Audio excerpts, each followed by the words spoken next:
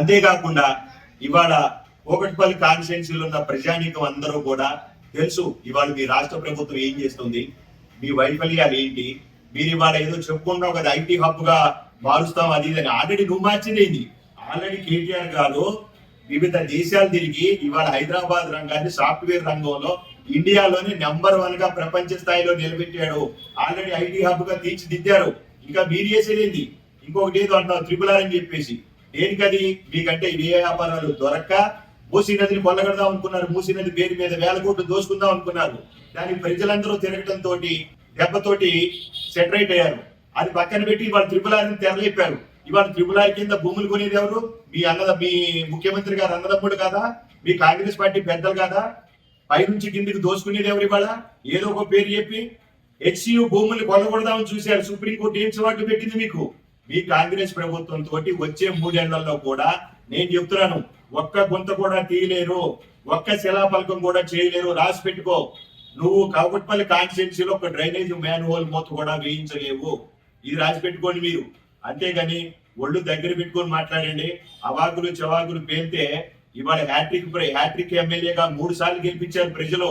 మీరేదో ప్రెస్ ముందు కూర్చొని ఏదో మాట్లాడేసి అయిపోద్ది అనుకుంటే కుదరదు. ఆయన గురించి కూకట్పల్లి ప్రజలందరికీ తెలుసు. ఇక్కడ ఎవరు నాయకుడు, ఎవరు దమ్మున్న నాయకుడు, ఎవరు ప్రజల మనిషి, ఎవరు ప్రజల మనసుల్లో ఉన్న మనిషి అన్నది కూకట్పల్లి ప్రజలందరికీ తెలుసు. నువ్వు ఇవాళ ఏదో బట్టగాల్చి మీదేస్తే మా ఎమ్మెల్యే గారిని ఏదో డిక్రీజ్ చేయాలనుకునేటువంటి నీ పగటి కళ్ళలు మాత్రమే. నీవు రానున్న ఎలక్షన్ లో కనీసం డిపాజిట్లు కూడా రావు.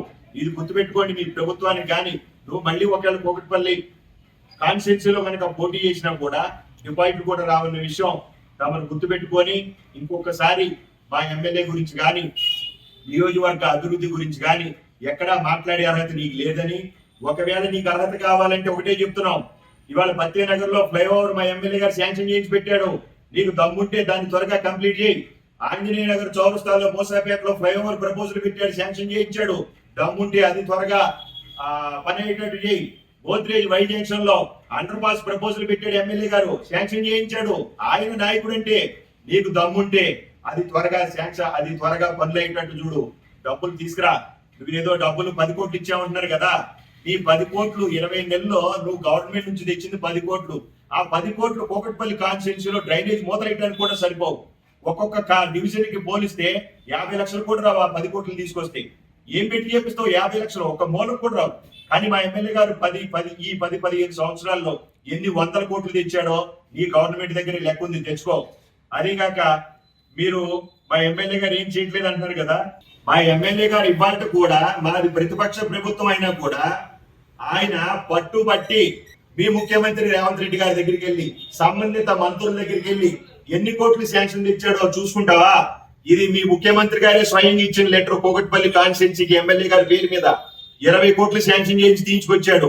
ఈయన లీడర్ అంటే ప్రతిపక్షంలో ఉండి కూడా కూకట్పల్లి ప్రజల నియోజకవర్గ అభివృద్ధి కోసం, ప్రజల కోసం అహర్నిశలు పాటుపడి శ్రమించే నాయకుడు ఎవరైనంటే మాధవరం కృష్ణారావు గారు.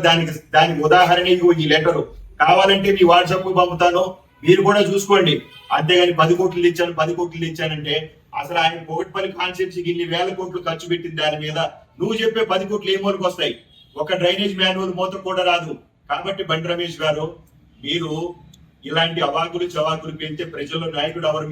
మీరు పారాచూట్ లీడర్ అని అందరికీ తెలుసు.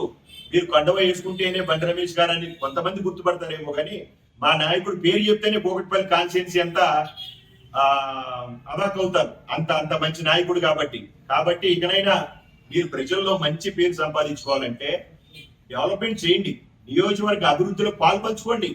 ఏదన్నా మంచి సలహాలు సూచనలు ఉంటే మా ఎమ్మెల్యే గారికి ఇవ్వండి. అంతేగాని ఆహ్లాద వాతావరణంలో మీరు కూకట్పల్లి కాన్స్టిట్యున్సీని అభివృద్ధి చేసే విషయంలో పోటీ పడండి. మీరు పోటీ పడినా చేస్తారా లేదా అన్నది ప్రజలకు కూడా తెలుసు. కాబట్టి మీరు ఆ విధంగా ఏదైనా మంచి పనులు చేసి ఇప్పుడు నేను చెప్పిన ఏదైతే కార్యక్రమాలు పెండింగ్ లో ఉన్నాయో అవి త్వరితగా పూర్తయ్యేటట్టు చూడండి. అంతేగాని చేసిన అభివృద్ధి గురించి, చేయాల్సిన దాని గురించి మాట్లాడకుండా ఏదేదో అవాకులు చవాకులు పేరుస్తూ మీరు ప్రెస్ మీట్ పెట్టినంత మాత్రాన మీరు లీడర్ కాలేరు. కాబట్టి ఇదే ఆఖరిగా చెప్తున్నాం బండి రమేష్ గారు, ఇంకొకసారి మా ప్రభుత్వం గురించి కానీ మా ఎమ్మెల్యే గురించి కానీ మాట్లాడే నైతిక అర్హత కూడా మీకు లేదని తెలియజేస్తూ, ఇక నుంచి మీరు ఏదైనా మాట్లాడాలంటే కబ్జాలని మాట్లాడతారు, నిరాధారమైన ఆరోపణలు చేయకండి. మీరు ఏదన్నా ఉంటే 20 నెలలైంది మీరు వచ్చి బయట పెట్టండి. ఏదన్నా ఉంటే కబ్జాలు అంటున్నారు కదా, మీ అనుంగు అనుచరులు వీళ్ళందరూ కూడా ఈ రోజు ఏం చేస్తున్నారు అందరికీ తెలుసు. ఏ బిల్డింగ్ దగ్గర మీ ఆఫీసులో సెటిల్మెంట్ అవుతున్నాయి తెలుసా బండి రమేష్ గారు? మీరు ఏ రోజైనా ఆఫీసులో గంట కూర్చుంటారు, నెలలో మీరు కూర్చునేది ఆఫీసులో గంట సేపు. మిగతా 29 రోజులు మీ ఆఫీసులో ఏం సెటిల్మెంట్ అవుతున్నాయో తెలుసా మీకు? మీ అనుచరులు నాయకులు ఎన్ని బిల్డింగ్ల దగ్గరికి వెళ్ళి వసూలు చేస్తున్నారో తెలుసా మీకు? రైతు బజార్ దగ్గర కానీ మిగతా చోట్ల కానీ డబ్బాల మీద, పూల కొట్ల మీద, బళ్ళ మీద ఎంత స్వైర విహారం చేస్తున్నారో తెలుసా మీకు? ఫస్ట్ మీరు అది ఎంక్వైరీ చేసుకోండి. ఫస్ట్ మీ అనుచరుల్ని కబ్జాల నుంచి, అక్రమ వసూళ్ల నుంచి మన కూకట్పల్లి కాన్స్టిట్యున్సీని కాపాడండి. మీరు దాని మీద దృష్టి పెట్టండి, అభివృద్ధి మీద దృష్టి పెట్టండి, ప్రభుత్వంలో పోరాడండి. మీరు కూడా మా ఎమ్మెల్యేతో పాటుగా తీసుకురండి నిధులు.